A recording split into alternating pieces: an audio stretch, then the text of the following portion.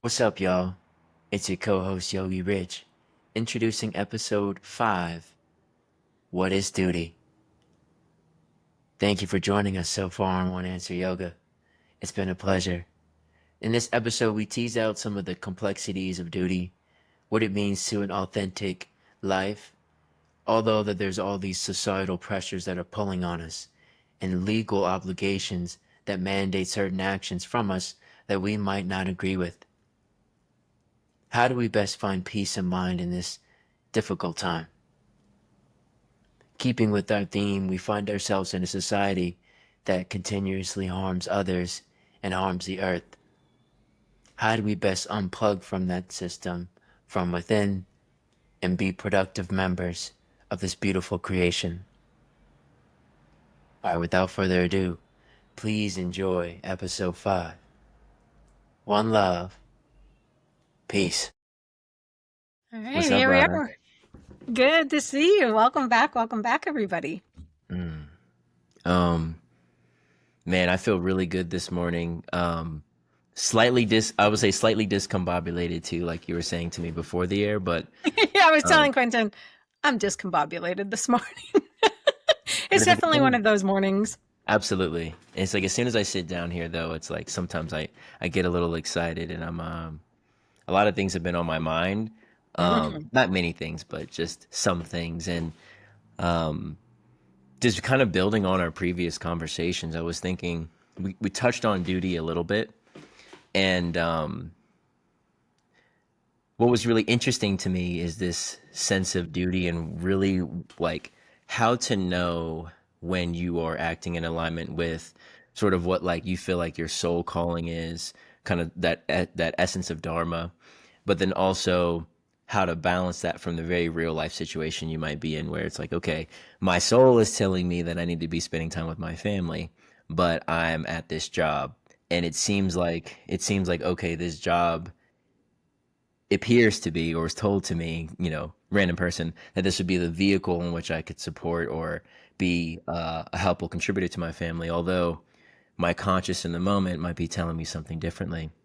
Yeah. And so there's the, I will say, there's like the financial aspect of it, right? Or Mhm. like kind of, but then also there's just the legal aspect of it, right? Like um, one of my favorite, we've mentioned Martin Luther King before, and there's a couple things from him. And then there's also a really cool show named Parks and Rec that a lot of folks might have seen. I love that you're It- going to quote Parks and Rec. yeah, yeah, yeah. So my favorite character on Parks and Rec is Ron Swanson. And Ron, he has a line in there where um, he's driving some truck or something, and a cop kind of pulls him over. And he's like, do you have a seatbelt or something like that? And Ron Swanson's like, and he's like, no, I don't. I'm not complying with that. And he's like, well, the officer's like, well, you're breaking the law. And then Ron looks at him and he goes, you and I have a very different definition of what law means. And like when you think about Martin Luther King, and that was the whole thing. He was like, these laws are just written on pieces of paper. Like these aren't actually divine laws. But what was also interesting at the same time is he would reference the Constitution and the Declaration of Independence sort of as like laws, if you will, but they're very much like linked to divine inspiration. So given the context of today, right, all the dogmatism that's in the world, and just a sense of like we're kind of being pulled in all these directions as, say, as Americans, or those of us that are kind of in this hemisphere of society, then it feels like, okay, we're always being told what our duty is, right? To be productive members of society, to help provide for our families. But also a huge part of that is to pay 45, anywhere from 20 to 50% of our income in taxes, or like Yeah. do these different things. So yeah, like for like those of us trying to figure that out, like how do those roads interplay where we want to live our authentic soul expression, but then we also live in a society that has certain things that pull us in opposite directions, it seems at times.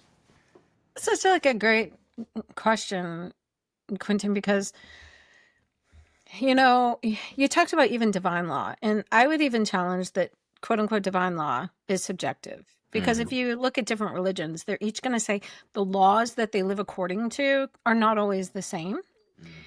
And so I think that anytime you're looking at laws, they're really just agreements for societies to live together, right? People to live together in a society to be functional and to manage to um, go along. And anything that is going to threaten the unity of the group is going to be considered outside of the law, because you have to have a group that agrees on certain things in order to live together. We know that if anybody is married or has a family, believe it or Mm. not, you have agreements and laws within your family and within your units so that you can live in harmony with each other. Like some people, the law may be, just to use a trope, don't leave the socks on the floor, right? You have to pick your socks up. That's the agreement that you all came up with in order for you to live in harmony. When somebody lives out of that or does some action that's out of that, then it creates disharmony in the unit. And if we're talking about like way back in the day when we had these initial groupings of people together, that could be the difference between life and death, right? If you're hunters and gatherers and all of a sudden somebody says, nope, I'm not going to gather anymore. I'm going to go out and create art.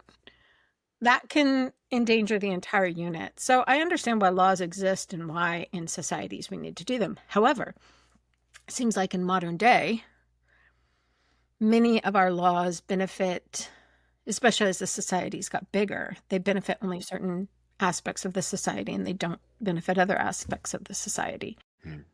So how do we live according to law? Because there is good trouble, right? There is Mhm. such a thing as like, yeah, I'll get locked up for that. Like I'm willing to stand for that and say I will get arrested, even though just out of protest of what's happening. But then there's also like, you get locked up. How do you feed your kids? What happens to your spouse? What happens to your greater family if, you're the breadwinner? Sometimes you can't afford to go out there and be the one who's going to get locked up. And so then you're also looking at like layers of privilege. Mm. It is a privilege to go out and protest. Mm. Right? And that's why I'm like, if you're going to go out and protest, like at least just recognize it's a privilege. Yeah. It may be a necessity, but it's also a privilege because some people can afford to get arrested. Some people cannot afford to get arrested for whatever reason. And so for us to be like, oh, everybody should be out protesting, that's not very cool and not Mm. very sensitive to the people who have literal, prices they're going to have to pay if they go out and engage in this activity. And so I Mm. think you got to be like, I think with everything, I mean, yoga is so like, yoga is so much about neutrality. Like there is no right and wrong. It's all just like the lens through which you view it. And we always, as humans, want to make everything right and wrong. Like we want to Mm. say like, I'm right. And so you're wrong. Mm. And that gives us some sort of feeling of like, okay, we're valid in what we're doing. But the truth is there is no right way for everybody. And so any kind of time when we're judging others is a time to sort of look within and be like, what's going on within me that I feel like I have to make that person wrong in order to make myself feel right.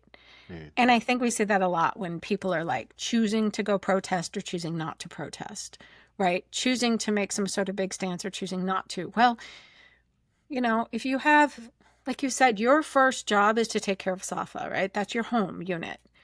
Well, if you going out and getting arrested at a protest is going to do more danger or damage to Mhm. Safa than sitting at home, you have the right to make that choice for your family. And I don't like it when everybody's like across society, like judging each other and being like, you didn't go out and march. What's wrong with you? You don't care about the stuff Yeah. happening, when really, again, it's a privilege to go out and march.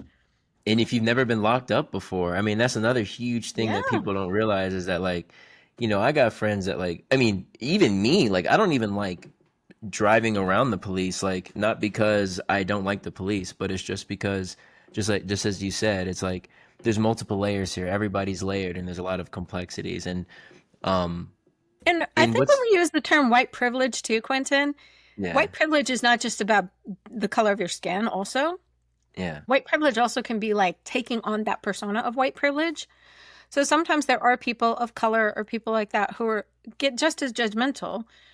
But I think their like mentality is that white privilege mentality. Like I can do it, so you should be able to do it. And to me, that's really white privilege. Like, well, I can do it. Why can't you do it? And that's like, yeah. wow, It's you were it's so tone deaf to everything else going on in this situation and the complications of the person's scenario. Yeah, Sorry, I interrupted you. Go no, ahead.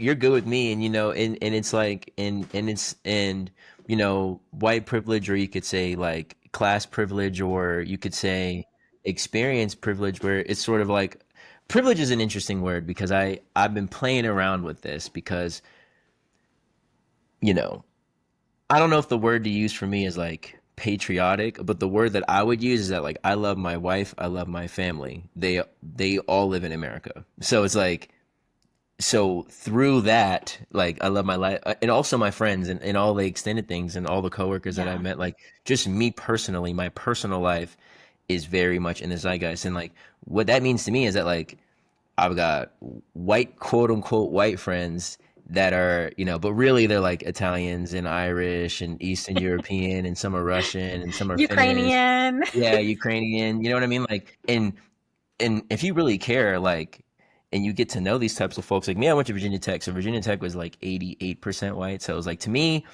like that didn't really work anymore because now it's like everyone's white. So it's like really it's like the kids from Giles County and the kids from Galax and the kids from like rural Montgomery Mm. County that like they're coming they go to Virginia Tech full time, but they're working like they're wearing work boots and they're in Carhartt and they're like dressed like as 19-year-olds, you know what I mean, getting their degrees in civil engineering or whatever. So it was like that's completely different than the rich kids from Fairfax Yeah, it that is. both parents are lawyers. And so like from my experience it was sort of like and also just growing up in Stafford where like Stafford I think demographically was like 55% white I think when I graduated high school.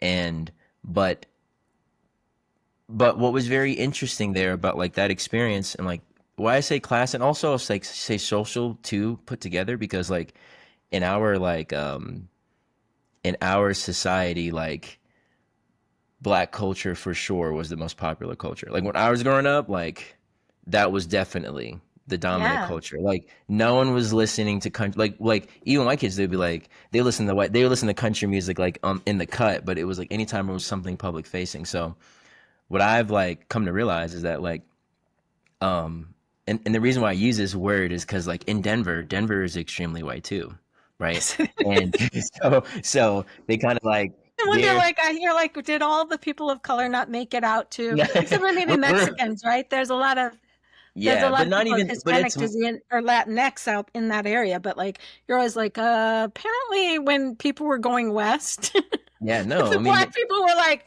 nah, we're good. not right now. And I We think now's just the reached time. chance, came across the Atlantic in really, really sketchy circumstances. We don't need to go get in a covered wagon and go out west Yeah, for whatever with you guys y'all. think you're Yeah, doing. yeah. Yeah, you're telling me to go out there? Yeah, we're gonna wait until we're gonna let for you to see What how do it you goes. think? We'll But try it's a shock California. to me, coming from the East Coast, obviously. Every time I go Yeah, out west, I'm like, it is yeah. really white out here. It is. It is. It is. And it's like I think for like us, like, my generation, our future generations, that's kind of like our goal is like we gonna get out here and live life no matter what. But also like kind of like what I've realized is like a lot of black folk that I know, we go around like a lot of the times like a lot of white folk internalize that privilege and they start to hate themselves is what I've realized. So then they feel like it's a part of the duty to like part of that drive to be so socially active ends up coming from a little bit of an insecurity. And my Hmm. main thing to all them, and this is what I was going to lead with, I was like, the reason why I started with like the American thing is like Thomas Jefferson and all those folks and people in that lineage, like we got to have a little respect. Martin Luther King was able to reference them and be like, this is not what you said on paper. This is supposed to be the life that we have. And that we can, even though like and that's kind of the tricky part about being American, right? Like I said, and especially my generation, growing up like during the wars, is like every single day is like this is a nation under God. The Constitution starts like the whole point of our nation, as we were sort of told, was that like we're supposed to. This is the nation that represents the fact that God is real and that we are an expression of Him, and that governments are instituted amongst men to protect like that reality. He's like he even starts off the Declaration of Independence by saying law's nature, like the nature of law and the creator of that law.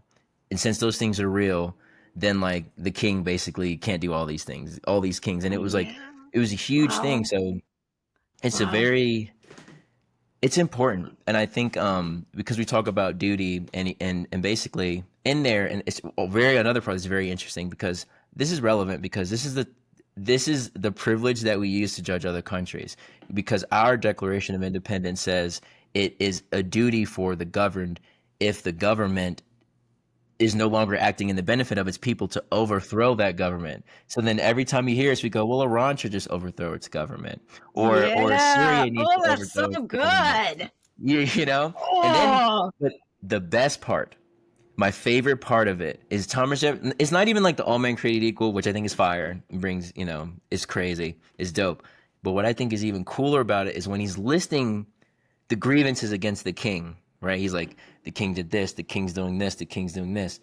And one of the things he says in there that is the most fire line and is most relevant to today, I feel like, is he's like, the king is using subversive means to turn people against each other and to use he called them the Indian savages. With, we won't use that language now, but he's basically saying you're using these people on our frontiers as weapons against us, your own colony, your own people. So you're like subverting you're using internal domestic, essentially, tools to divide the people, and then you're inciting external invaders, if you will, for lack of a better word, to disrupt the nation.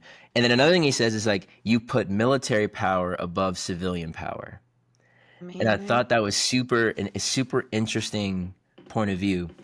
And I think those are some of the things that we're dealing with today. It's like, over these last couple years, and like we're talking about duty, it's like, yeah, back in the day when it was like 100 of us, like, it was very hard for us to really do each other wrong. And there was a lot, we were a lot closer with each other. Now the people that are, these folks that we're talking about that create laws and create systems to benefit just a few, like they're far away.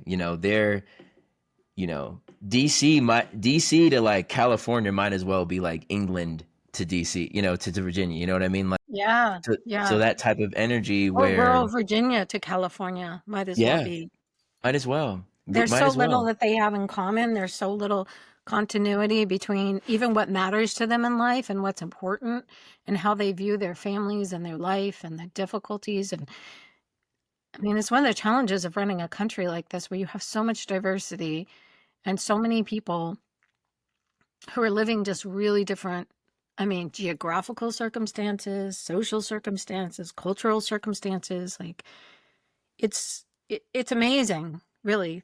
And really like a testimony to those forefathers that we've managed to keep it together as long as we have, because there is this ideal, and we're all brought up with this ideal of this like Declaration of Independence and this Constitution that we really believe is like our right.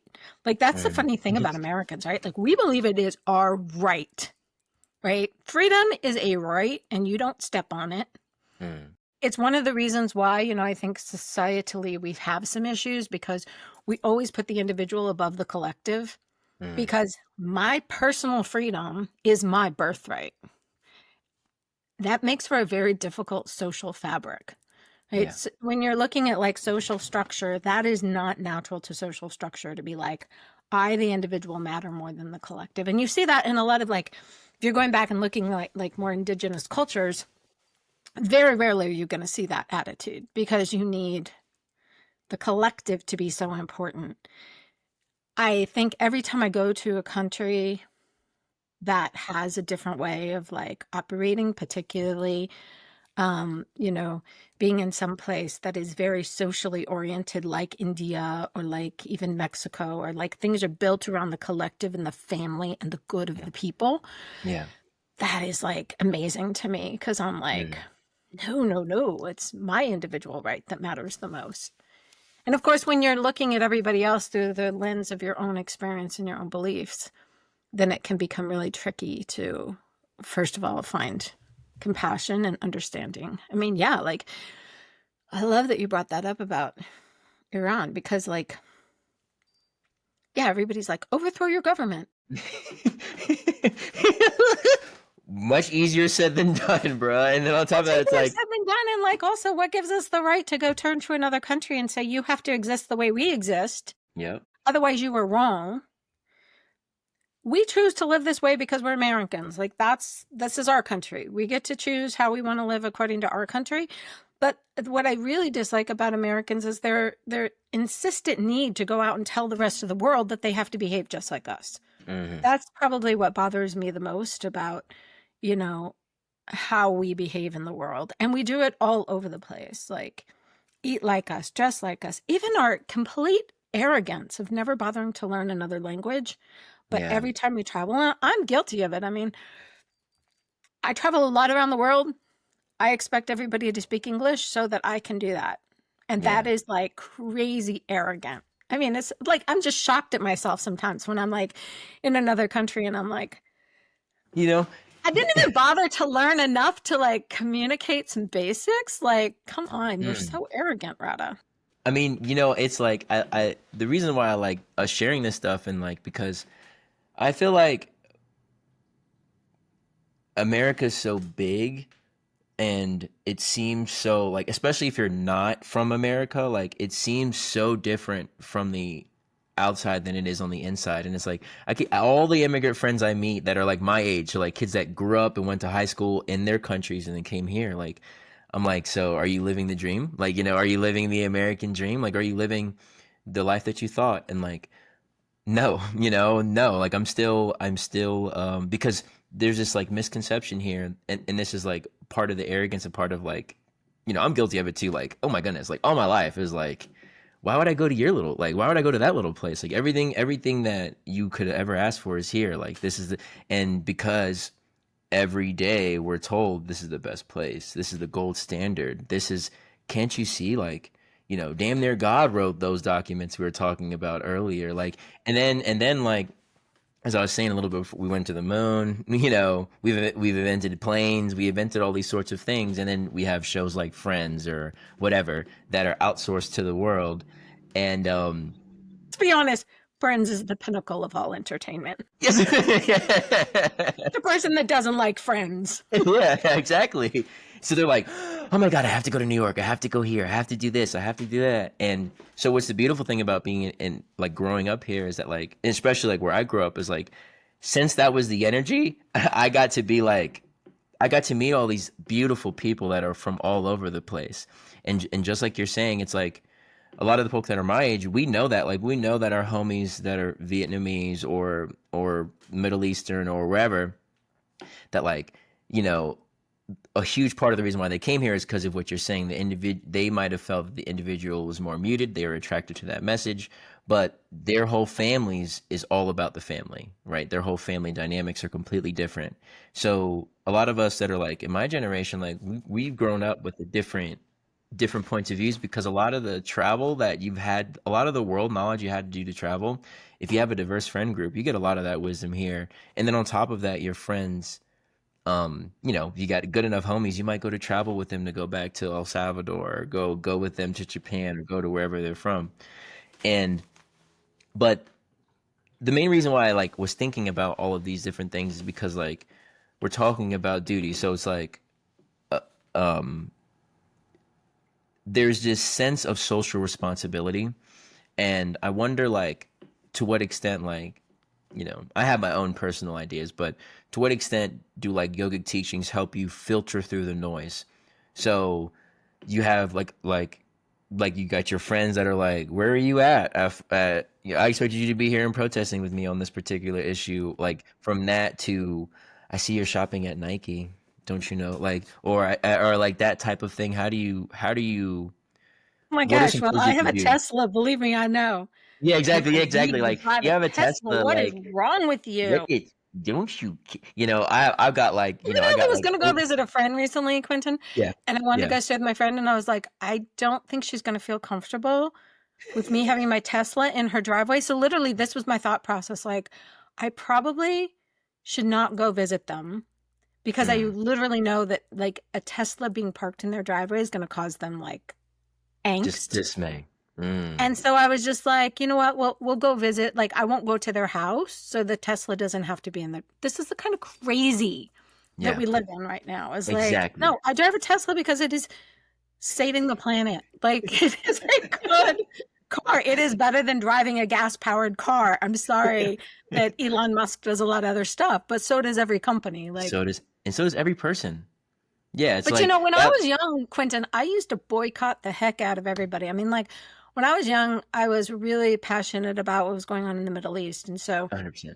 the situation with Palestine, 20, 30 years ago was just completely heartbreaking for me. Mhm. And so I was the first to like boycott everything. So when people are like, hey, how come you're not boycotting Tesla? I'm like, You I got your eyes understand. on the Like, you I got your used eyes to on the do the ball same too. thing. So, I can't be hypocritical and be like, oh my gosh, and you're being so unreasonable. I'm like, yeah, well, I used to boycott a lot of stuff in my, I had my turn. Yeah, and I understand. I like yeah, that. I like that. yeah, So yeah, so it's like to me, like I'll put it this way. So it's like a lot of folks that are in traditional faith traditions is very clear on how to serve the community, right? Especially like in Islam, right? It's very clear, right? These are the hmm things, these different things. Like, but I'm noticing,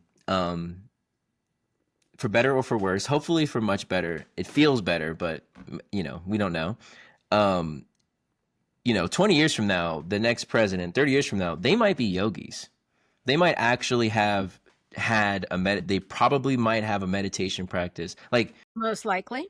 most, you know what I'm saying? Like that is a much higher likelihood than it has ever been before. I mean, Right? our second lady is Hindu. Exactly. People Exactly. don't talk Like, about it a lot, like because JD Vance has his own yeah. I agenda mean, and Trump has his own even agenda. But our second lady is a Hindu. She is not Christian. That is not for nothing. that's not for nothing. And even uh Vice President Harris, her mom was Hindu, and Hmm. she's named, the name that she has is like based off of, I don't know all the theories, but I know it's one of the 10 goddesses and stuff like that. Yeah. Um, and She had then a Sanskrit name, just like me. Like Kamala had a Sanskrit name because she was raised in that. And honestly, like that will be more prevalent just because of the way that our culture and society is going. We may see some backlashes in certain ways, but like there is going to be, I mean, probably, we will have a Jewish president one day. I wouldn't be surprised, right? We haven't had a Jewish 100%. president, which is actually kind of shocking because there's a lot of Jewish bankers and Don't get Jewish. in trouble now. No, I'm playing. I'm There is. just There's a kidding. lot, I'm just right? kidding. Of like Jewish culture that is definitely, I would say, at least in my experience, and again, maybe just because of my background, but I feel like that's always shocking to me. Like I'm always shocked that we haven't had like a Jewish president yet. Yeah, yeah. They're yes. I mean, Like, can you Michael, imagine we might have a Hindu in the White House before we'd have a Jewish but you know president? what's interesting about that? So this is why I love this place so much, right? Because this was a part of the experiment, freedom of religion, and even like when we talk about, um, was it truthfulness? Like non-disrespecting another person's religion is a form of like non-violent speech. And but anyway, so like you like not just that, right? So the CEO of Google, I don't know if he's Hindu per se, but I know he grew up in India. Yes, And he did. earlier today, the is he a congressman? I don't know. He might be in the House of Representatives, but the person who represents Silicon Valley is also Hindu. Not And surprising. you know what I mean? So this is what Yeah. I'm getting at. Like in all, I mean, like just the just the realization and the respect that this is like a huge part of this nation was the religious freedom, and also like a huge element of it, because it's like, okay, in this country it's explicitly stated that this is meant to be a religiously diverse and prosperous nation. And you see that, like, okay, I don't I guess I'll put it this way, like faith or your relationship to faith matters when it comes to your sense of duty and responsibility. Like, and I would say, like, yoga itself, isn't really a faith, but some people say, like, one book title, The Holy Science. That's like kind of an interesting way to put it, I'd say. Or, the science of peace of mind, or the science of religion, or something like that. Those are kind of like different ways to go about it. But I feel like it's worth just talking about, like, specifically, like, what is conscience, what is intuition, what is instinct, where do these things come from, and are we meant to follow those forces, um as opposed to societal pressures, societal forces. And then because this is where I land on it, is it'll go, okay, let's like use a hypothetical scenario, like let's do the protest scenario and I might get arrested, right? Is there something I can do that'll help me know, okay, this, all the other times I didn't protest, like, okay, that wasn't worth it, but this calculation is, right? How, like, what advice would you give to someone who's like trying to figure out, okay, am I listening to my ego, am I listening to, as a Toltec say, the voice of knowledge? Am I listening to this, my mind's thought, all the clamoring, other people's voices, what my friend might think about my Tesla parked in front? Or am I being authentically, like, expressing to the best of my ability what should actually happen? Is this, how can someone tell if going to jail is worth it or risking their life is worth it? What advice would you give? So let me just sidestep for a second here. You're going Please. to, throughout these podcasts, you'll hear me use different terminology. Often I refer to God just because that's a common word that is easily relatable for many people. The concept of God is some guy sitting up in the sky is not what I'm referring to. It's more God consciousness. For me, when I look at God, personally, this is just my own personal belief, kind of based on yoga, is that when you break down all the atoms, when you break down all the individual molecules, everything that makes up who we are, science keeps finding that there is space. There's this just infinite amount of space that exists. And in this space is just like this energy space stuff that they don't really understand. And they keep trying to break all the components down smaller and smaller. And at the end of the day, there's just something that exists. To me, that is God, right? The thing when we say, I am God, there's no separation between me and you, or me and this microphone, or me and this cup. I mean, on a molecular level, we think this cup is ending and my hand has a flat, like this cup is separate from my hand. But when I touch this cup,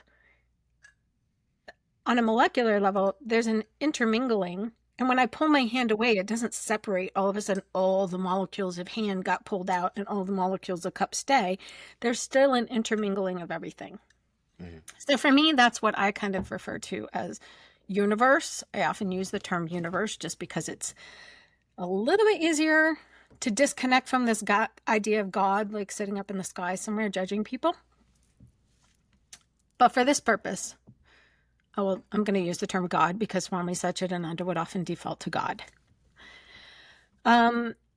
I was listening to and this was like such an aha moment for me. Again, like, can you imagine, like 51 years or something I've been listening to Swami Satchidananda speak, and it never hit me quite like it did this time.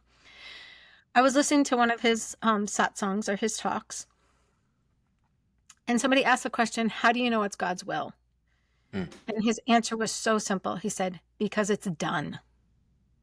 And all of a sudden, it was like light bulbs went off in my head. I was like, oh, then there's no point in worrying about it, second guessing it, replaying it in my head, thinking, oh my gosh, did I make the right choice? Did I do the right thing? Once it's done, you know it was God's will because it's done. So everything played out exactly as it was supposed to play out. And you don't even have to worry about it anymore. So if you go to the protest and you're there and you get arrested, don't question it. Just be like, well, I guess it was God's will. For me, the harder part is thinking about, like, how do I behave in this moment? What do I do with this moment that I have? And how do I know whether that is God's will or not? Still, my little human brain struggles with that. But like, once it's done, that's the easy part. Once it's over, like, was I supposed to say what I just said? I said it. Therefore, it's God's will. It's done. And so now I just get to live with whatever that is. And that doesn't mean there's not consequences. There's not, in leadership training, we always say there's a price you pay for every choice you make. It doesn't mean you're not going to pay prices. It doesn't mean that things aren't going to happen. That karma reacts. Like, you did an action, now there's going to be reaction. It doesn't mean it's good or bad. It just means that that's how everything plays out. So At the very least, I would say do yourself a solid and just start allowing yourself to accept that once it's done, it's done. Mm, It couldn't have happened any differently than how it happened. It was supposed to play out in this divine, process, and any way that you believe in God, honestly, like I've looked at this from different religious viewpoints. And if God is this all powerful being, if God has the ability to give or take away breath, if God has the ability to allow you to live longer or take your life away, if God, universe, source, whatever you want to call it, has these abilities, then certainly there is some, and of course in yoga, there is some belief that there's some pre planned existence that is happening. mm, So then if it's all pre-planned, if it's all playing out as it's meant to play out for you to, because ultimately our purpose on this planet is to get back to source, to realize we are source. And so if we, or God, but if we, so everything that we go through, every experience we have is bringing us back to that awareness that we're source. And it's lessons we get to learn or experiences we get to have to remind us, to remind us, to remind us. Then in that case, of course, it played out exactly as it was supposed to play out. And I got to say, like, when you start living that, life gets so much easier. It gets mm. really good because all of a sudden you're like, boop, done. Okay. I used to like, they say depression, often the source of depression is looking backwards too much Mm, and anxiety is looking forward too much. So yeah. anxiety is worrying about what's going to happen in the future. Depression is often related to what happened in the past. When you can start to just exist in this present moment and just be like, I just had this moment and all I got to do is like just like figure out this moment. Figure out like not what I'm doing, but who I get to be in this exact moment, then all of a sudden those things get a lot more manageable. And Mm, coming from someone who's had just severe anxiety and depression over their lifetime, it's such a key part of my healing to just be like, it's done. It had to mm. happen that way. And that goes for some pretty tough things that I've been through. That's not like me saying like, "Oh, okay, it's done. I'm so happy and I've had such an easy life." No, like Yeah. some pretty challenging stuff in life. I mean, we didn't even talk about like my boyfriend that overdosed on heroin. Like he Mm, was the love of my life at the time. And we didn't mm, talk about, that multiple friends I lost early on in life. Like I've had so many friends, good friends pass away. It's so, but I have to look at it every moment of like, okay, it's done. That had to happen that way. mm, How do I exist in this moment, integrate it, and then move forward? Because for me, like I was saying, my religion is just kindness, kindness towards myself, kindness towards everyone around me. Because I don't know any religions that don't talk about being horrible. Like every religion has some sort of way of living, right? mm, Whether it's the Ten Commandments, the yamas and yamas, like every structure that is supposed to bring us to a higher state of ourselves is going to have some moral code along with it because you need kind of moral codes in order to interact with other people. mm.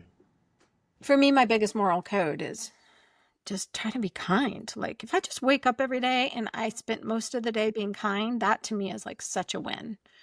I'm like, Mm, I don't care what else I did that day. Because again, it goes back to this whole idea of how do you make people feel? They won't remember what you said, they won't remember what you did, but people will always remember how you made them feel. And so the moments when I look back at myself and I go, ew, that was not a great day, it usually stems back to I didn't make somebody feel very good. Like I said right. something, did something that caused someone a ripple effect. And I'm not saying I'm responsible for how people feel. Um, but I know that if my actions contributed to that, then I'm going to go to bed that night and not feel so good about myself and how I showed up that day. Hmm. I don't know if that So kind of answered no, some no, of the no, no. question. It's what you described was like Isvar Pranadana, which is just like surrender to the supreme being, or just surrender to life. Just surrender and be like, okay, these things happen, and like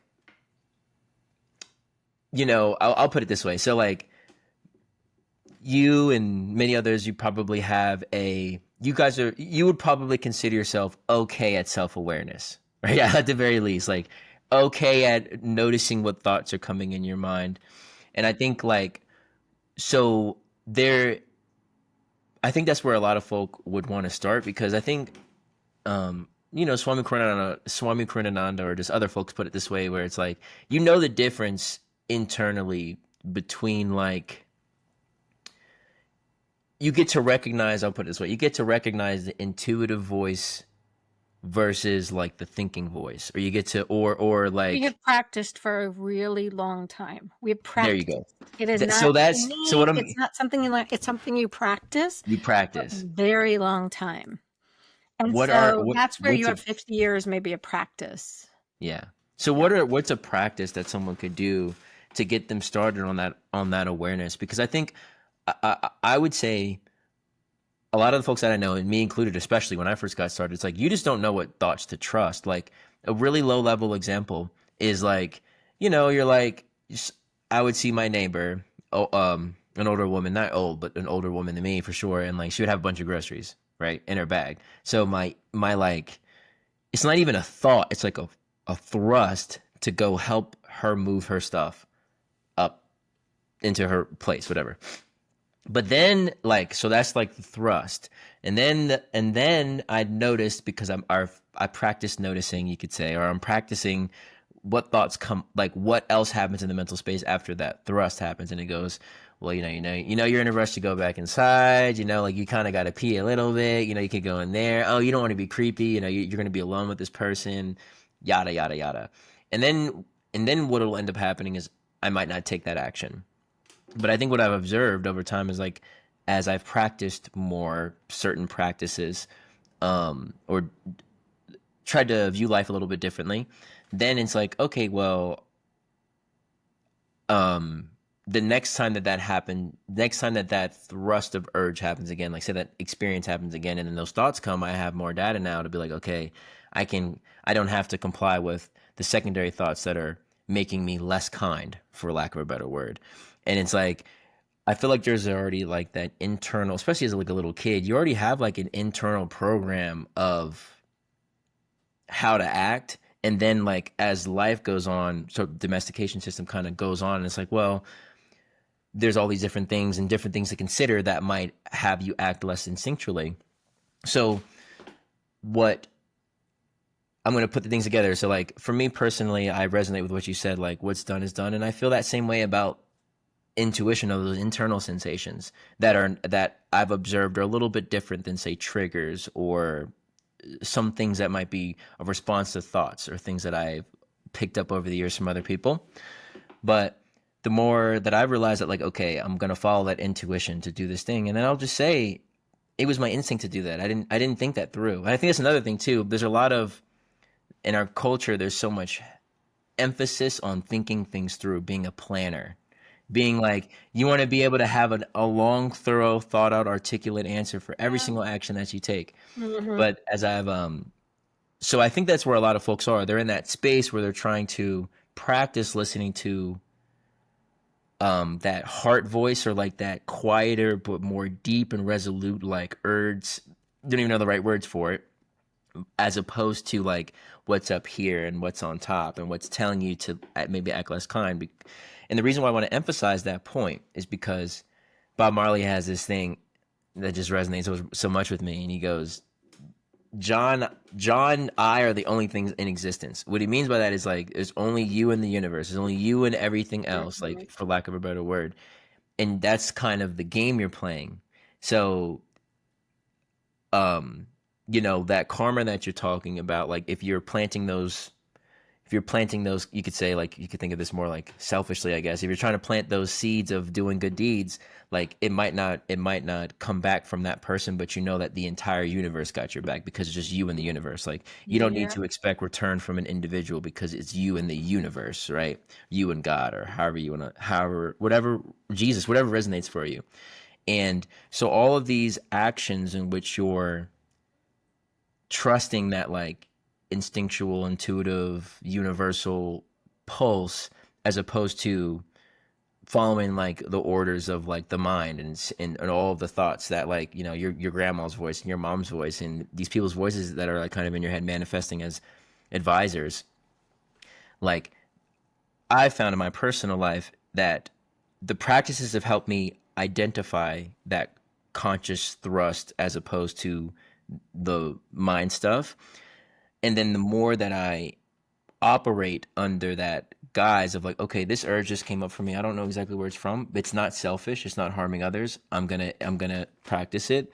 And then I've realized that the more that those things happen, the more that you kind of water the rest of your life. Or like from your point of view, the rest of your life starts to benefit. So instead of like using an example, like let's say the next time that person needs help taking their groceries up, right? Yeah. I actually do it. And I'm thinking like my mind would have said, no, your wife's gonna be mad or da da da or just whatever, like just stupid stuff, right? And then you get into the next situation and she's happier than ever. I haven't even seen her happy to see me that like I might come back home and see my wife and she might be happier than I had ever seen her in a week or two. Didn't even know that I did that. But just that energy, and you're saying that the influence, how you are influences others and they don't forget. So and how you are, it's like how you are is always touching others. I like the cup analogy where like you don't really like stop touching. You don't, your influence on things doesn't really stop like in the same visual way that we think it does. So like acting in accordance, I found with like that quiet heart voice rather than like all the mental lingerings has produced more environments where I feel like I can be more that myself. And it also is like, because one thing that you said, there's someone that might have killed someone, and they're like, "What do you mean? Like just because it's done, it's done. It was God's." Well, no, that was me. I was high. I feel guilty. I'm terrible.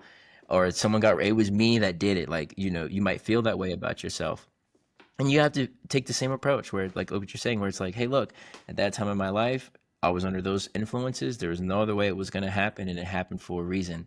Like most of the coolest OGs, most of the coolest saints have been sinners before. Yeah. And Yeah. so so anyway, so that's that. I think like just that's why yoga is so important because it calms the mind stuff so that mainly the voice that's mainly that urge that's left that you're experiencing. I've found, maybe maybe you say what you feel, but like I found that when that mind is still, that like heart speaking voice or like that conscious voice or that intuitive whatever with that stuff, it's louder and it Mhm. feels different and it's louder. Yeah. And it can't be stilled. You know what I mean? Like yeah, it's like unavoidable in a way. So yeah, what are your thoughts on that? Sorry. Oh, this is good. So one of the things I often try to presence to the people around me is just because you thought it doesn't make it true.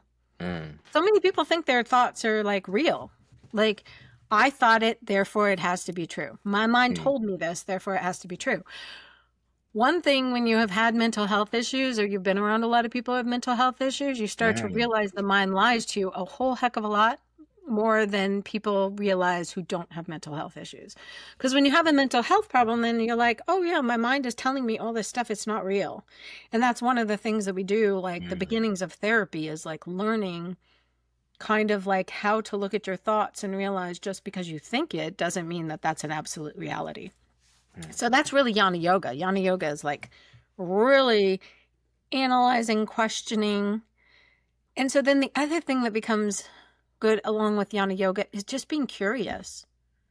mm, Like being curious about your own self, but also being curious about, I can't tell you how many people come up to me and is like, you know, um, so and so feels this way, or so and so said this, and I think this. And I'm like, did you ask them?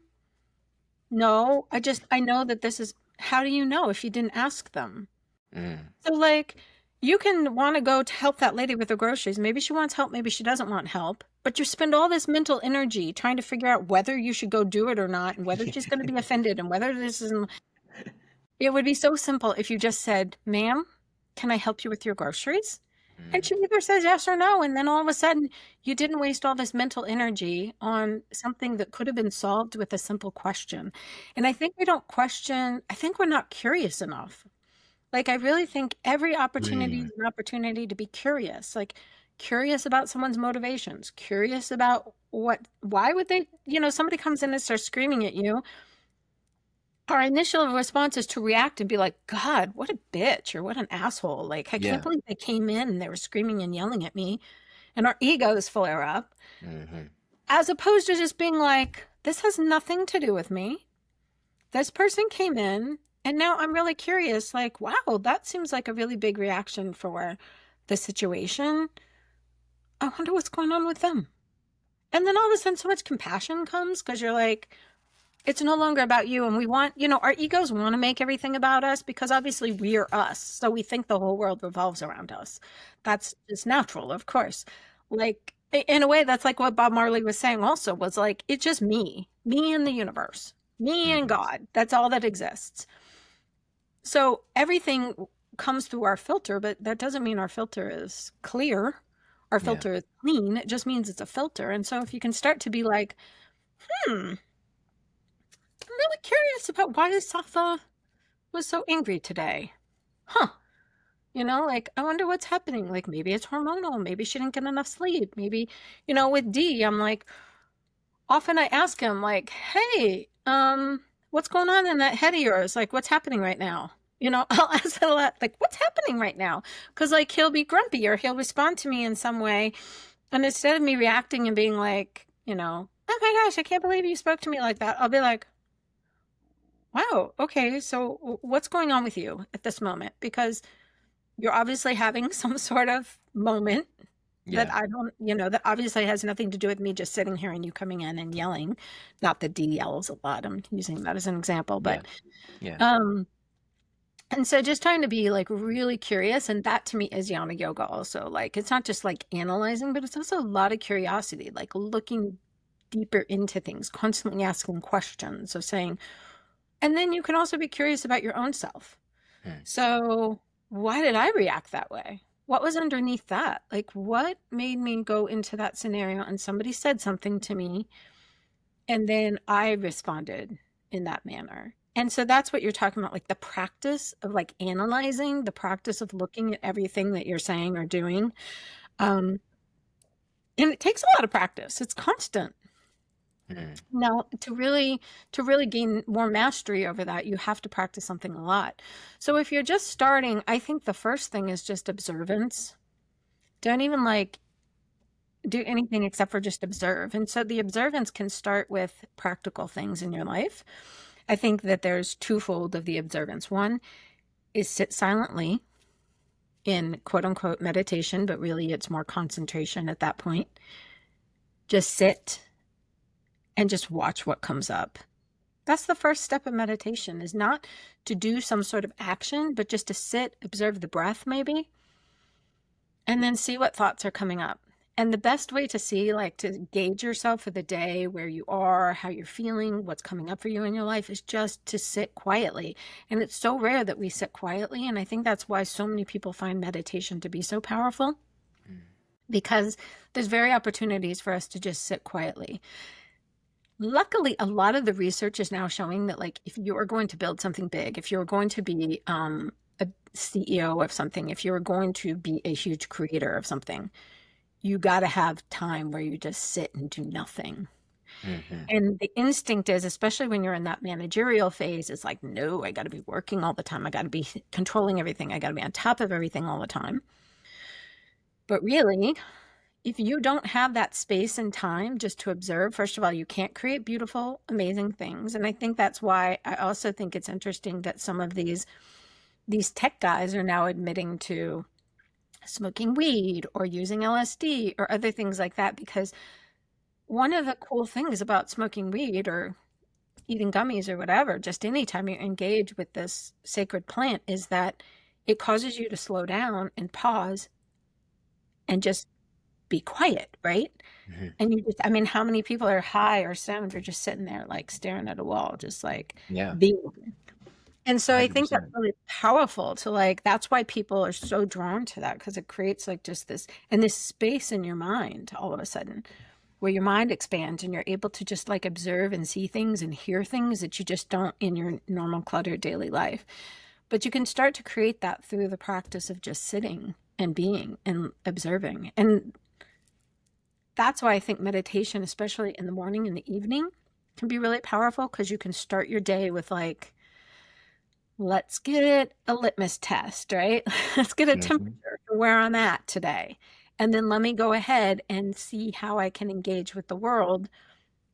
Today I needed a temperature test, right? Like of, oh, I am discombobulated today. Like I am not my 100% on itself.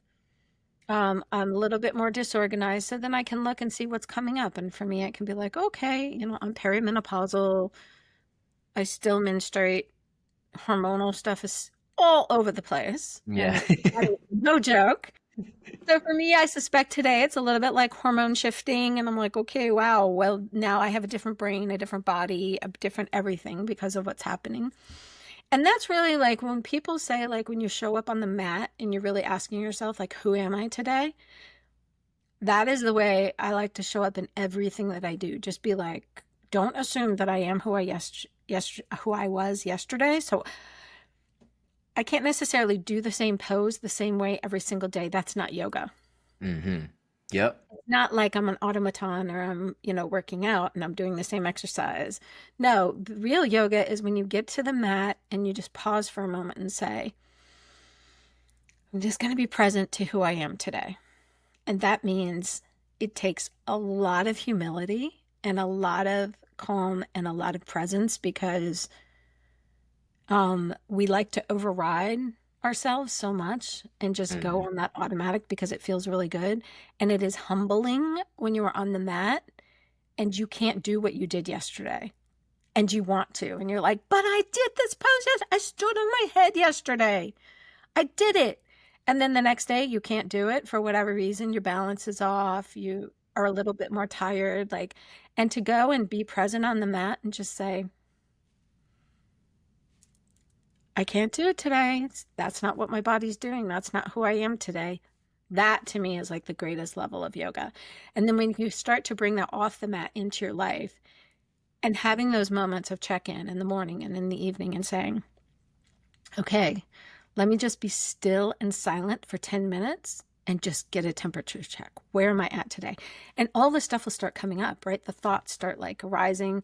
And so the practice of meditation or concentration is that you don't get caught up in the thoughts, because you don't want to just like obsess or anything like that. This is really just a witnessing process of, so I sit down this morning and I'm like, oh, my back hurts today. Then I'm not going to go and just like, sometimes you did get distracted. Don't be Yeah. mad at Yeah. yourself if you go on a Uh, 5-minute tangent about how your back hurts. But the second you realize that you've gone on this like journey, then you bring yourself back to your point of concentration. The tip of the nose and the breath is a really easy one for people, because you can feel the breath come in and out of your nostrils. And so it's a very tangible, tactile thing that can bring you back to the present moment. So it's useful just to be like, once you find your mind wandering off and you realize it, then you're like, ooh, just gently bring it back to the breath. And then just feel the inhalation and exhalation out your nostrils. And then the next thing bubbles up. And the next thing you know, like stuff will bubble up like you just didn't even know was in there. Now, if you're not aware of this and you just jump out of bed and head into your day, right? How many, no, there's nobody here, but how many of you have woke up on the wrong side of the bed, right? That is a phrase for a reason, because you feel like, I woke up on the wrong side of the bed today. Everything is going wrong. I'm stubbing my toe. I dropped my toothbrush in the toilet. Everything starts to go wrong. Part of that is because there's all this stuff that's running, all these tapes and everything that's running underneath that you're not even aware of, and it's keeping you out of being present and in the moment. And so if you can just get up and have these moments of check-in in the morning, it can completely transform your entire day. 10 minutes is what I would recommend starting with. If you can't do 10 minutes, do 5. If you can't do 5, do 3. Eventually, Swami Satchidananda would always say, like, the ideal is 30 minutes 3 times a day to be in meditation. I've been practicing for 52 years of yoga or something. mhm. I still don't do 30 minutes 3 times a day without fail. I know very few people actually who achieve that. It seems so simple and easy, but to do it day after day after day after day after day, year after year after year without fail. Yeah, I've gone years of my life where I did that and then something happened and then it fell through the wayside. So consistency is key. Doing it is key. So just make sure that whatever you do, you can do consistently. So if 3 minutes is all you can pull off, do 3 minutes in the morning, 3 minutes in the evening, and just do that. And Yeah. again, it's so powerful. So many people have trouble sleeping, not because of, chemicals or inability to sleep. It's because of their mind chatter, because Yeah. they're thinking, right? When you talk about people who have insomniacs, so often it's like, well, what was happening? Well, I started thinking about this and that and the other thing. But if you can clear all of that before you go to sleep and just sit in silence and just allow all the stuff, you're not engaging, it's just bubbling up, you're just observing what's coming up. Then it's also allowing your mind kind of to talk to you, like letting your soul talk to you. Then what happens is once you start observing yourself and you start becoming more self-aware, then you can take it off the quote unquote mat, you bring it into your daily life, and you'll start noticing you can catch it more in real time. So Mm. all of a sudden, like, you get angry, you have a flare up of irritation, and you're like, oh, that was interesting. Wow. Okay. Where did this come from? Yeah. From that was really good. So, like, Dee and I will laugh a lot when something like that happens. We'll be like, people will know, like, I'll just laugh and be like, ooh, I think it just got really spicy. Yeah. What just happened? Like, what brought that spice on? So, you can kind of start to then bring it into your daily life. And then when you're talking back about intuition, again, you just practice. It's just curiosity. Why don't I just stop being so stuck in my head and just keep asking questions so that I then can start to develop some answers? And then as you start to develop the answers, you start to like have your own inner compass that starts to get stronger and stronger and stronger. And Mm. as an inner compass, and it's not work that anyone else can do for you because your inner compass is not my inner compass, right? What's right for you is not what's right for me. I mean, that's the beauty. We're like all these gorgeous flowers in a garden who need different levels of sunlight, different levels of food, different levels of watering. We're not all the same. And that's not really the intention for us all to be the same. So those Wow. are those are some of the Yes. thoughts. Yeah, I love that. I love that. That's great. I think that's perfect. I think just like to give, I guess, something to add to that, like just if like, okay, if you're like I don't know if anybody's going to say this, but someone might be like, okay, well, I just I just need more. Like I need more. Like, right? So what we would say, like what I would add on to that is like, okay, level one is just that I'm using level one, but whatever. Level one is just that baseline awareness of the breath. Then there's, I would say, two things we could add on to that: pranayama and pratyahara, which are just like breath control and sense withdrawal. So what I would add to that is like, okay, let's just say let's say you want to observe your breath, right? And you notice like you can't almost help but almost start to control it.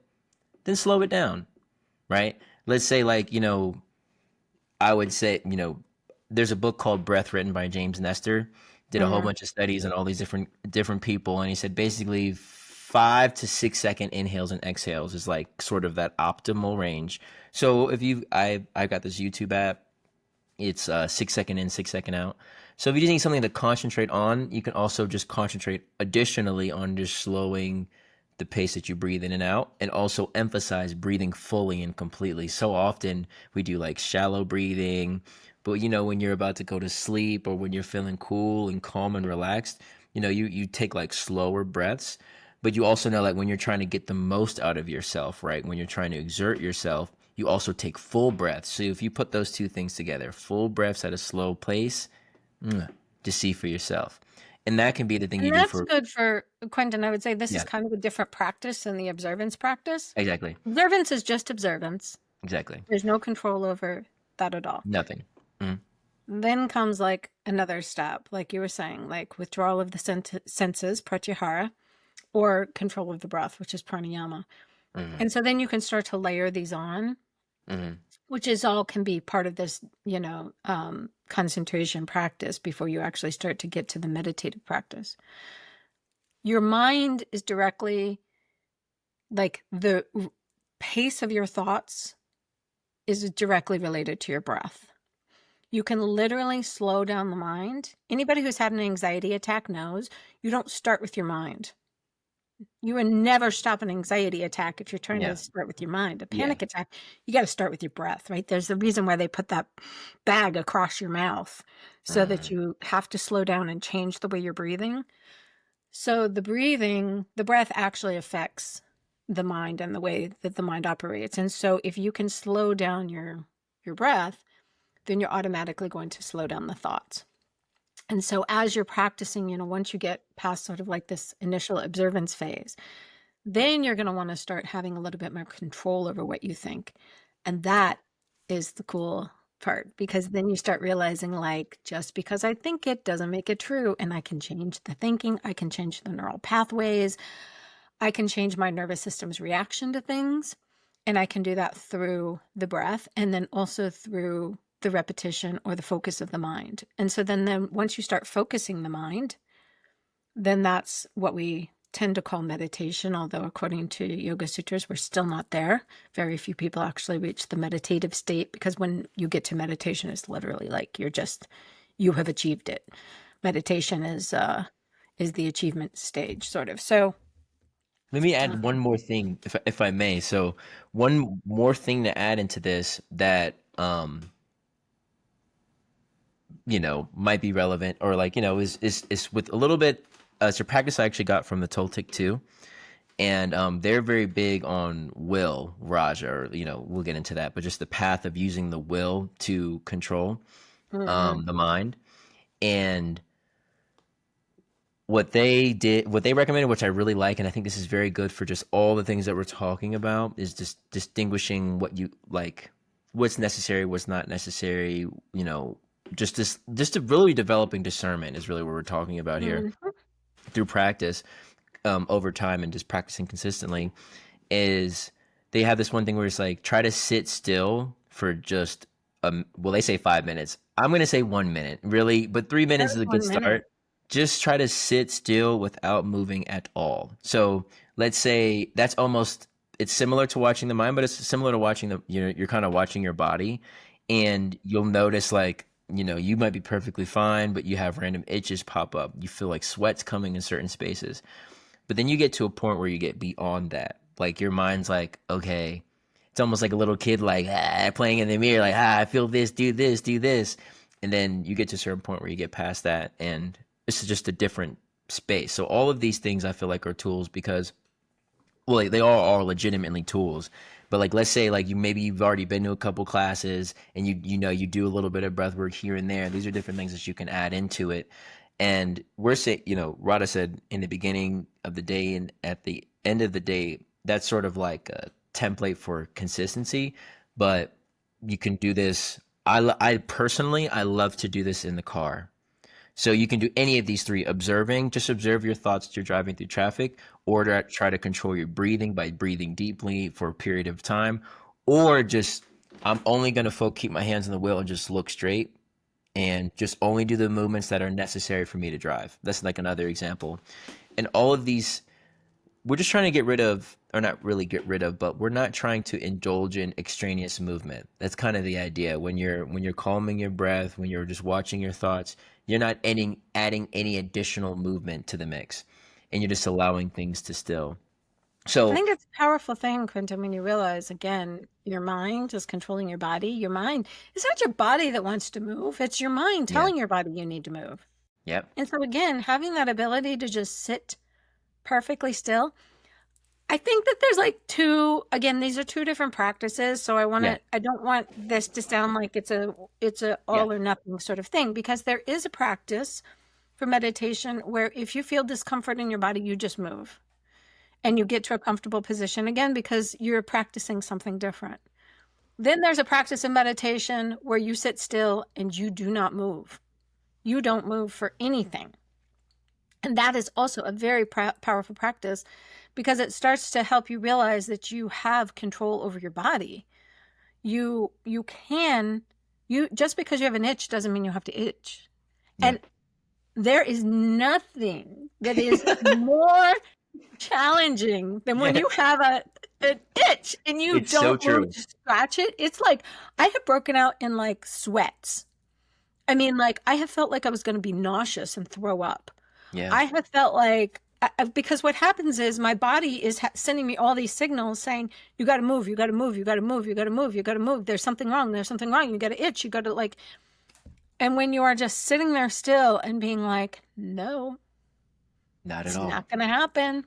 Doesn't Hmm. matter. Not moving, not moving. It is so crazy and so powerful and so exciting, because Yes, it once you is. realize that you can have mastery over your physical body, all of these things that you think you can't do, all of these challenging, the places where you quit because you think you can't lift any harder, or you Mm. can't push your body any farther, or these things, you don't have to be an Olympic athlete to realize that you have more control over your body than you ever guessed. You can just literally sit still for 5 minutes and say, I am not moving. Like, I will not move. And feel And incredible afterwards. and That's feel another thing. incredible afterward. I Now, love. like there were great yogis. I mean, I know some people who can do that for like an hour and a half easily, Yeah. where they sit and they don't move at all for an hour and a half. Mine is probably about an hour. As I've gotten older and like definitely my body's changing, I'm I was gonna say realizing that. like, but when I was like in my 20s, I could easily, or 30s even, maybe even 40s, I could sit for like an hour straight and not move a muscle. No wiggle. Actually, as I've gotten older and my body's changing, I'm realizing like that also has a danger. Yeah. So you can do incredible damage to your body by being so rigid. These bodies are our vehicles, and so while it is a great experience, it's not necessarily meant to be done all the time repetitively. That there is a balance that gets to happen where you're like, because sometimes you need to move. Sometimes it's important to respond to your body and not just override your body so much. And yogis are notorious for learning such body mastery that they override their body all the Yep. time. And that can do, I mean, bodies are physical, they have physics, they have systems, they have stuff that happens. So it's a wonderful thing to know that you can override your body, but it is not necessarily the best choice to make on a daily basis to be constantly overriding your body like that, because your body is sending you signals for a reason. Your body's not trying to be your enemy. Mm. Your body's like, react to this because, if you're sitting and you're in a position that's uncomfortable and your back hurts, your body's saying you're not ready. Yeah. Strengthen your back, Yeah. right? Get Or eat stronger. better. And you can Yeah. eat better or just cut down on the sugar. Your body's constantly trying to send you signals. And in my experience, a lot of yogis look to sort of the advanced ancient yogis who were standing on one leg in the, Ganges for 5 years or whatever. There's Yeah. crazy practices that you read about that they were doing. And Swami Satchidananda was very clear. He was like, you do not need to do those to attain enlightenment. That Yeah. is not necessary. You can do it in a way that preserves your physical body, because you only get one body so far. We haven't learned how to transfer our consciousness out into something else. And so don't do things that are going to destroy your body. And the same thing with your asana practice. It is great to challenge yourself.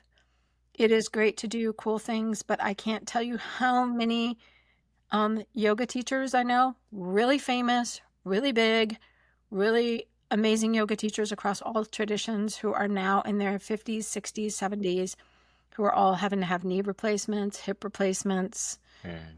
Even me sitting on the floor as much as I did, and with my hips, like I'm starting to have some wear and tear on my hips now, just from living that lifestyle. So do not sacrifice your physical vehicle in the desire to do these like, intense yogic practices. So there's a balance. And that is the challenge with everything, right? You have to find Yeah. that balance, because we want extremes.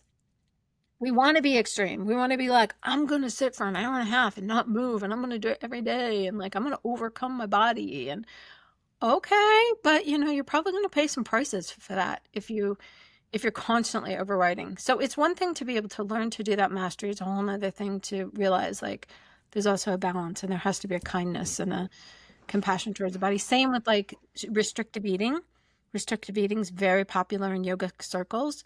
It is great to learn how food can be medicine and how you can heal your body with food.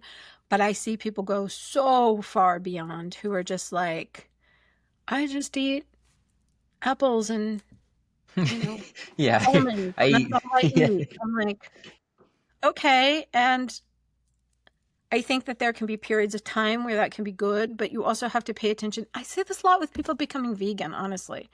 Like, I think veganism can be done incredibly well, and it's so brilliant, and it's like kind to the animals and kind to the earth and kind to everything.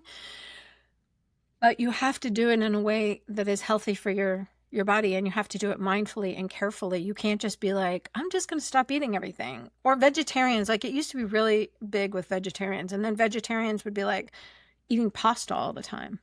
And yeah. all they were eating was like carbs. And you're like, I Nah. mean, vegetarian is vegetables, right? Like that's Yeah, if you're going to become vegetarian, like the core of the core of everybody's diet, I think should be vegetables, fruits and vegetables with whatever else added in you want. But um there can be just such extremes that people go to mm. that's not yoga. There's You nothing know, extreme about yoga. yeah, I feel that. I think all of that, everything that you just said, like, is related to sort of like, the society that we're in where, um, how do I best phrase this?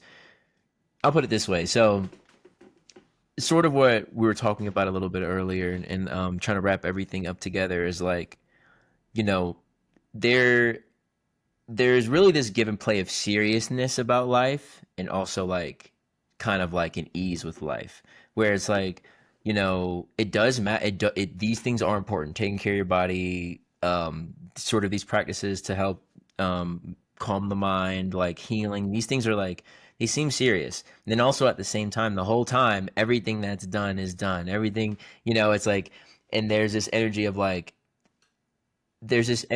seriousness where it's like, oh, oh my God, if I go to, using the example earlier, if I go to jail or if I go to these protests, like these things are big, huge events. Like this is important. And as yogis, or just like yoga, as what I found from it is it teaches sort of like a more easeful way to look at life where, hey, things that happen. They're meant to happen that way. Like, and you just don't, understand that these things are happening essentially for your benefit. It might not be easy to tell, but all things are acting for your good.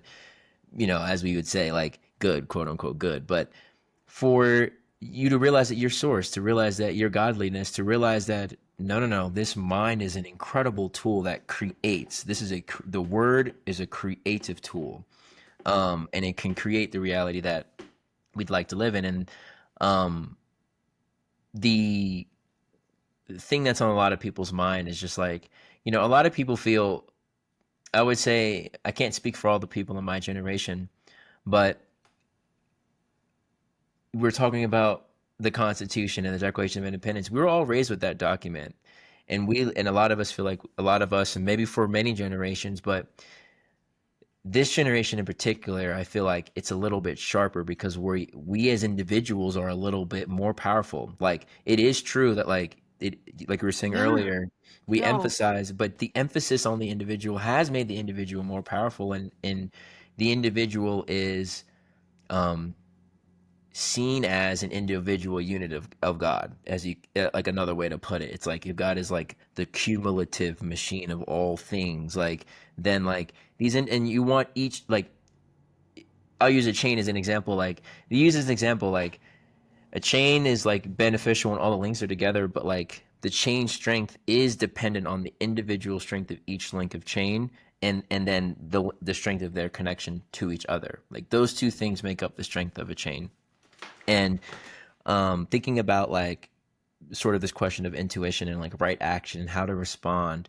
I think what we're saying is try to develop if you feel like that, if you feel like you're navigating life and there are a bunch of internal turmoil going on and like you feel like you're intuitive, you have your heart or your intuition saying one thing and you have society saying another thing.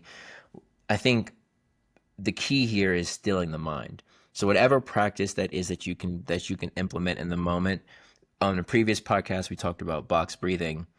Maybe you can even do like what I like to do is like in the moment of an argument, let's say, or in the moment of your friend grilling you about going to the protest or not, for example, just be like, I'm not going to do anything except observe for the next 2 minutes. And you can even tell them, hey, I need 5 minutes to collect myself, and then I'll give you an answer. Yeah. And Great then practice. Mm. exactly, and then from there, you have the mindset of okay, let's say this is a protest where I could hypothetically get arrested, like using this example, the high stakes situation. You say, okay, what Swami Shashananda used to say, which I think is a really good advice, is like if you don't know it's gonna hurt you for sure, try it. Try it. So like if you're like okay, I don't really know da da da, but if you know like if just try it, right? So let's say, okay, I'm like, okay, I'm gonna go to the protest. I don't know for sure that I'm gonna get arrested, but I do know there's an opportunity I can go. Then each moment while you're in that experience, you can use that, like maybe you're nervous, there's something you're nervous about. You can use that nervousness as just a prompt to be observant, right? Okay, I need to practice. Okay, try to any of the things that resonate with you that we've talked about. These different practices, a combination of them, and then always I'll always say prayer is always an Yeah. option. You can always pray, but Quentin, one of the things that the Yoga Sutras, one question they talk about asking when you're talking about a perfect action is, does it bring harm to no one and good to someone? If you can, if you can hit both of those points, like it brings harm to no one and it does good for someone, mhm. then you know that it's a perfect action. And so if you are questioning yourself, like you're saying, just taking a moment and asking, that's one question that the Yoga Sutra says you can always ground yourself in when you're looking at whether you should take an action or not.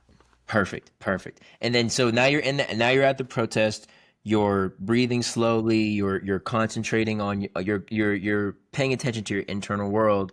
So then, if you do have a conscious response or an intuition that says now's the time to leave, respond to it, right? Because There. you know what I'm saying. You know what I'm saying. And And you're this is more what we're saying. likely, if you're in this state, you're more likely to get that Exactly. message. You're more likely, Yeah. and you will get those messages. And this is what we're saying is like clear mindedness also has, and this is in the sutras, one of the blessings it does is it does allow us to avoid pain that has not come yet. It gives you like an opportunity to, like we're saying, get a little bit of space between really our fears. You know what I'm saying? Like these anxieties, this depression thought that we're talking about is really like mental activity, for lack of a better word. And these practices that help us still the mind, they give us just space to exist in our selfness and our I amness, and then act from a place of discernment and where our heart can go, okay, you can go like, okay, my intuition is telling me to do this, right? I'm going to pause, give my mind a second to still, and then I can use my mind as a tool to help implement whatever it is. And I love that curious attitude. And I really feel like that's extremely important because it's like I don't have to be there the whole time. I'm just there. There might be I might only need to be there for one thing. There might be a person there that I meet or whatever. I'm still working on this Mhm. cause, but you're curious and open to seeing what else might be there, what else might be available, in that present experience, and then also internally. And it helps you like make better decisions or helps you like feel more confident in making decisions because like what Radha said, it's like if I make a good decision or a bad decision, it's if it's done, then it's done. And I know like, okay, this you can even if you do get arrested or that situation comes, you can still do the practices. You can still take a second to calm the mind and now and like any of us that have been locked up, especially like yogis that have been locked up, it even gives you an opportunity to practice, like so Yeah, yeah. so each step of the way you can address that way, but you can still end that protest be like, I'm not going to do actions that are going to intentionally harm others. I'm not going to intentionally do things that are going to be non-beneficial to others.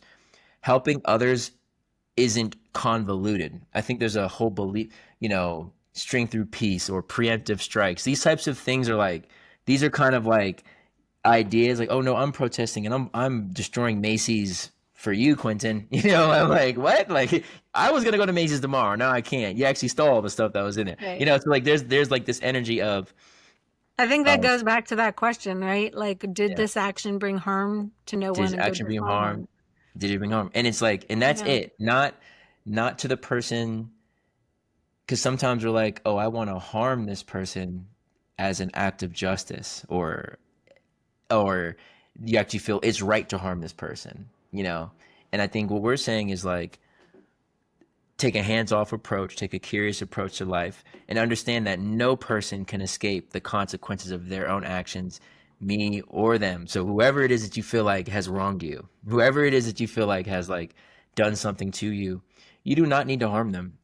It is not necessarily helping to harm them, right? Even people that have done things to you directly that are egregious, understanding that like that path forward is a natural, might be like an instinct or an urge, but that's an urge that is self-destructive, and that self-destruction only causes, you know, more destruction to you.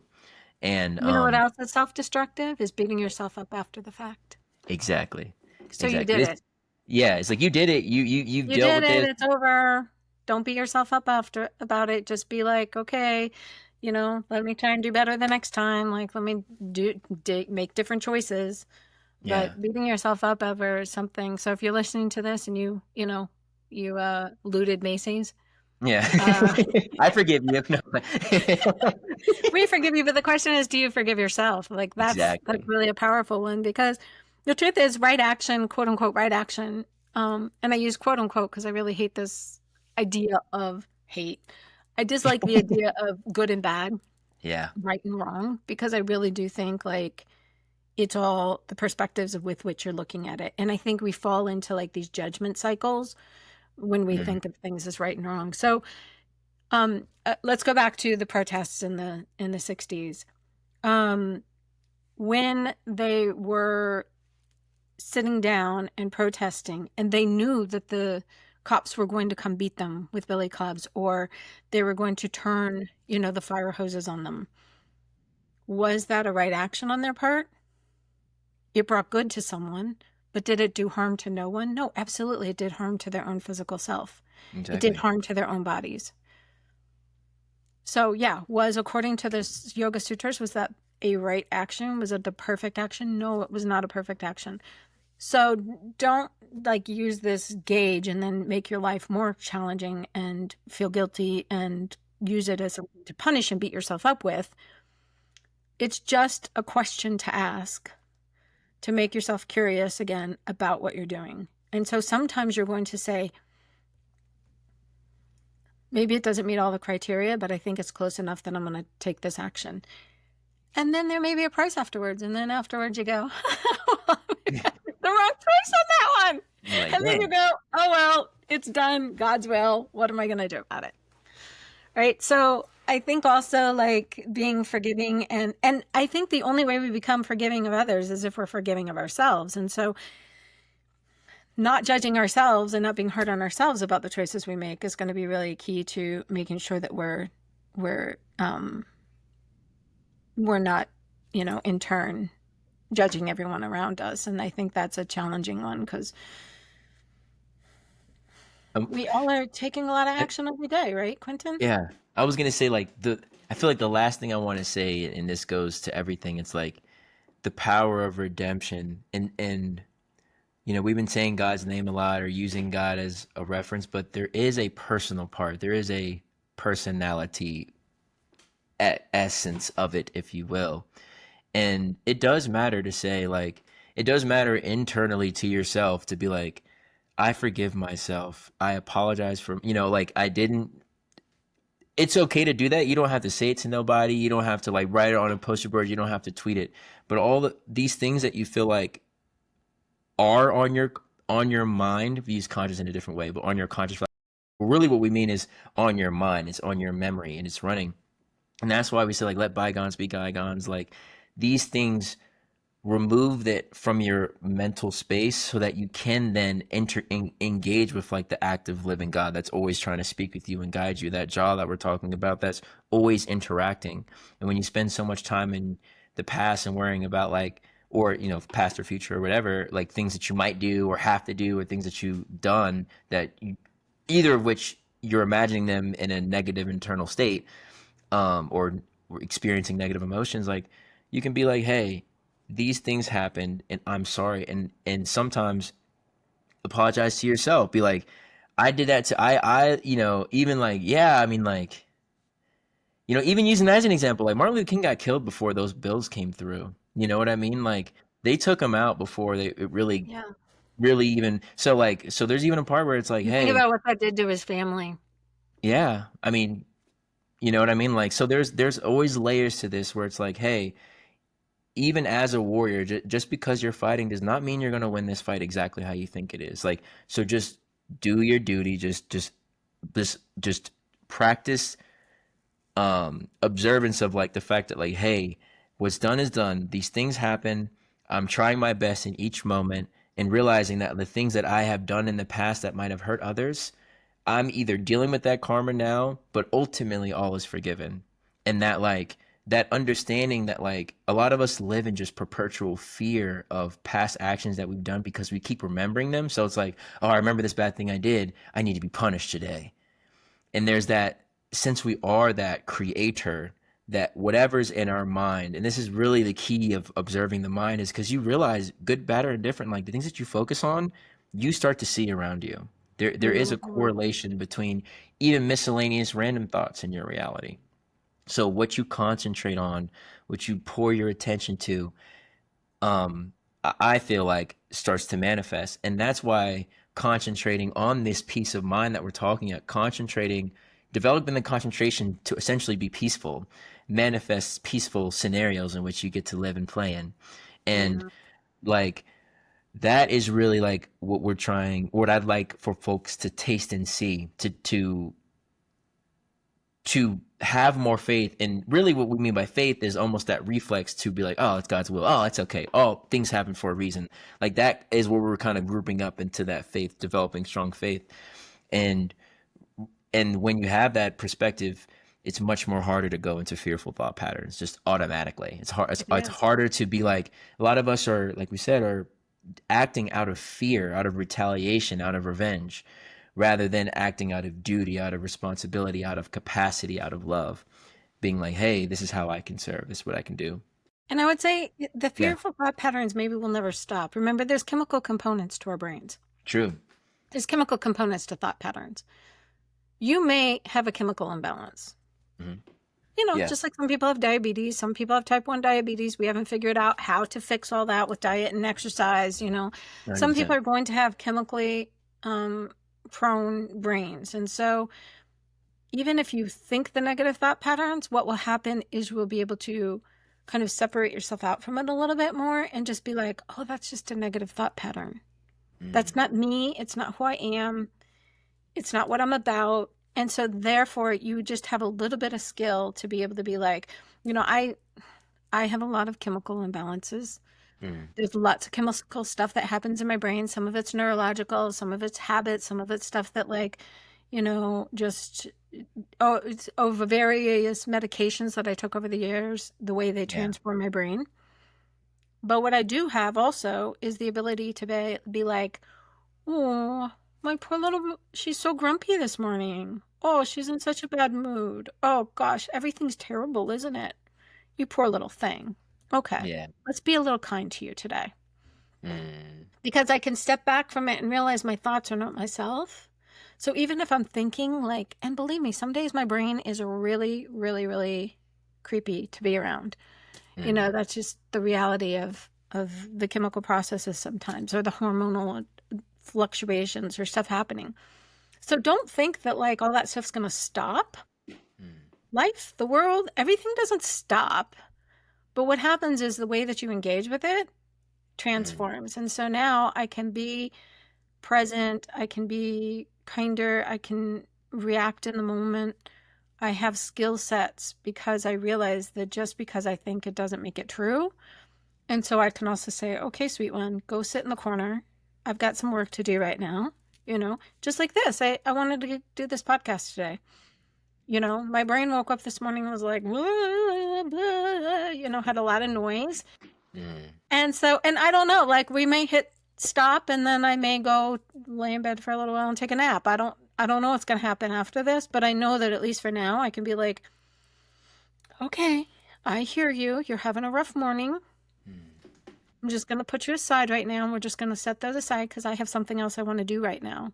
And this matters to me. And we're going to have this great conversation. And so I can't have your chattering in the background while I'm trying to have this conversation. So it's like, don't think that everything's just going to disappear and your life's going to be perfect and all your ailments and your health is going to be wonderful. Yeah. I mean, there are human physical limitations. There are human mind limitations, but they're not as much as you think. Absolutely. 100%. I love that. I love that you said that. I think that's a good place to end it. It's not as much as you think. It's not as much as you think. A lot has been built on it, but it's not. It's not. Yeah, exactly. Well, I had a lot And of when fun. we come back, I want to, next time, or, we touched on this a little bit, and I don't want to go into it today because I actually want to read up a little bit more about it. I was reading something about polyvagal theory this morning about your nervous system because obviously I'm having all these like neurological things happening now. From continued stress and trauma and how it literally transforms your nervous system, right? So then like when you've had this consistently, your nervous system is just going to react differently. But one of the things they were talking about was, they've been doing a lot of studies on this recently, is how a calm person or a calm nervous system can walk into a room and transform everybody else's nervous systems. It can have a physical effect on people. So I just want you to take this idea and maybe even like go look up some studies yourself while you're waiting for us to talk about it. Because think about if you are going to a protest. Think about if you were going out there in the world and you were going there with a calm system. You could literally transform. A perfect example is Swami Satchidananda opened Woodstock. Woodstock was like the most peaceful festival. Like I don't think they've had like that size festival that didn't erupt in some sort of violence or had some sort of deaths or some sort of craziness that happened. And one of the things that the creators of Woodstock repeatedly said, that they truly believe that part of the reason why the festival was the way that it was because they chose to have Swami Satchidananda come and bring his energy into the space at the very beginning of the festival. Science is now starting to actually be able to measure that because you can measure now, right? All of these brain, physical sensations, what your nervous system is doing, how your body's reacting. And they're realizing that when they bring someone with a calm energy, a calm nervous system, a balanced system into a room, it actually, all the other systems in the room will start to self-regulate and regulate to match that person's energy, which is crazy and exciting. So, wow, we'll talk about that more. I love that. Yeah, that's some really cool science that they're working on right now that I think is really powerful and can make a huge difference in how you show up in the world and how you also have an influence and effect on people around you. So, put a pin in that one. Yeah. All right. I'd love to talk about that. Thank you, Quentin. Thank you for being here again. Quentin's in Denver. Check out the links so that you know where to find him. Hit him up for some of his yoga classes. And we got some plans for this channel again. Hopefully, once we kind of get the podcast launched and things are moving along.